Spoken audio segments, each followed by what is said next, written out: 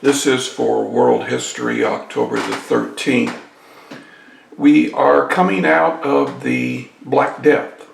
Now, the Black Death had seeds of chaos throughout Europe because a third of the people died. There was very little work being done. Taxes were raised, but nobody could pay their taxes. And eventually, there will be wars that will break out all across Europe. Now, one of the wars was fought in France. The concern was, is there anybody who could unite all of France?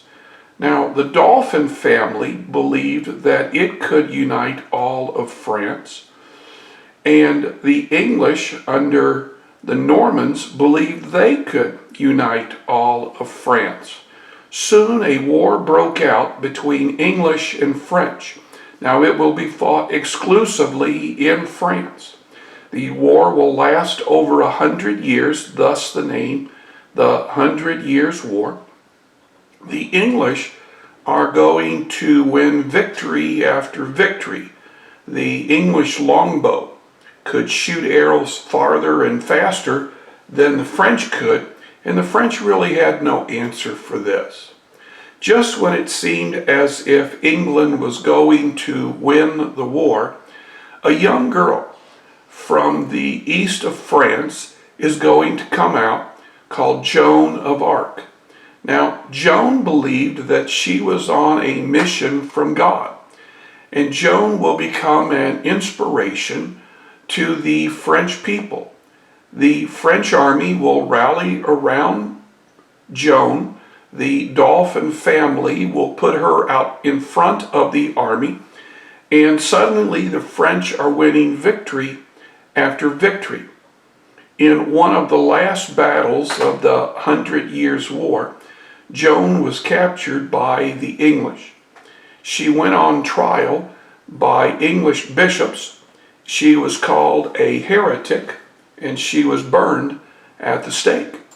Now, this here is a video about Joan of Arc that we'll have to skip over.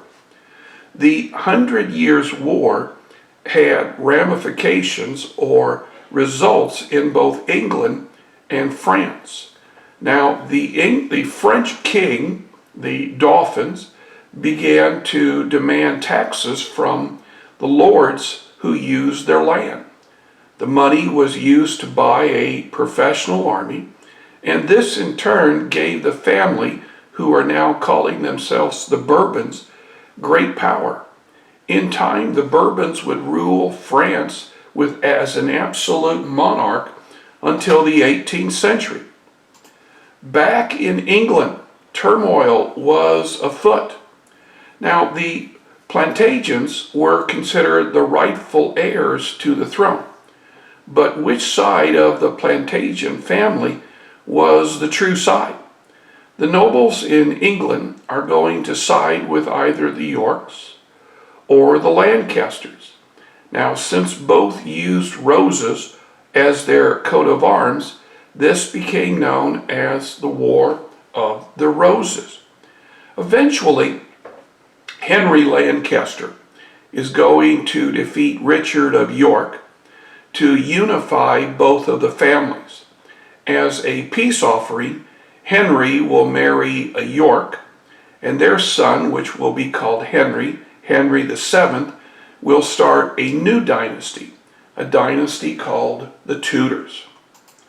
The Vatican exercised its power over the nobles of Europe during the Crusades. But with wars in Europe, the Black Death, and wars in central Italy, the power of the Pope began to wane. It is during this time that we're going to see two different schisms. Now, a schism is a Latin word, and it means to break apart. The first schism will occur in the 11th century. Now, this is about the time that the Eastern Roman Empire is going to fall to the Muslims. The western side of the empire became the Roman Catholic Church. The eastern side of the empire had to move north into what is now Russia and became the Eastern Orthodox Church. The Roman Catholic Church is going to headquarters in Rome. The Eastern Orthodox Church is going to headquarters in Moscow. Now, this is still the site of the Eastern Orthodox Church. The split of the church is going to diminish the amount of money that came into the church. So the Eastern Orthodox now has to live off of its side. The Roman Catholic has to live off of their side.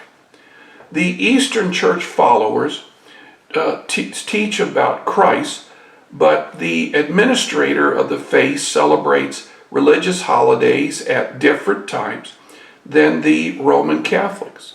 The Eastern Church does not recognize the Pope and the leaders as the Christian faith. The head of the Eastern Church was originally in Constantinople, but now is in Moscow. And the Byzantine Empire, or the old Eastern Roman Empire, is taken over by the Muslims. Again, there's a great deal of chaos.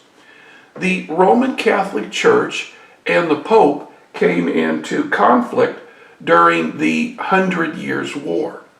Now, the French king taxed church property and imprisoned the bishops. Both of these were in violation of the Concordat of Worms. Remember, this is when Henry IV is going to visit the Pope in sackcloth and say that he was sorry and please don't excommunicate him. Well, during the 100 Years' War, Pope Boniface is going to die. Well, who will become the new Pope? Well, that was a problem because there was no clear path for the new Pope. In time, Clement V, who is from France, is going to be Pope. He refuses to move to Rome, and he establishes the papacy in Avignon, France. This time in Roman Catholic history is usually called the time of Babylonian captivity. The church is separated from its administrative offices in Rome. So we have the people who work for the Pope in Rome, but we have the Pope in Avignon. Now this becomes quite confusing to Roman Catholics because there were many in Italy who said that Pope Clement was not the true Pope. And there were many in France who said that Rome was not the true site of the Roman Catholic Church. In the 14th century, this would be at the very end of the 100 Years' War, an Italian by the name of Pope Urban, and as well as a Frenchman, is going to be elected Pope. One in Rome, one in Avignon. This is usually referred to as the Great Schism. As both Clement and Urban jockeyed for power, they became more political. Many in the church were upset and began to call for a change. How exactly is the Pope going to be elected? Well, this is one of the changes that will occur during the Renaissance. A call for change, a scientific revolution, a time of discovery, new continents being discovered. All of this will come in our next lesson, the Renaissance. Now, tomorrow we're going to watch the tail end of the film Ivanhoe, which talks a great deal about English history and chivalry in general. And then on Thursday we're going to take our quiz. Now our quiz is just a little bit shorter than the last two. It's only going to be worth 20 points. And then Friday we will start on the Renaissance. Now I remind you, Friday is the last day of the first quarter. You need to have in all of your work by this Friday if you have been absent. So look and see if you've got any M's or zeros. That's an indication that you're missing work.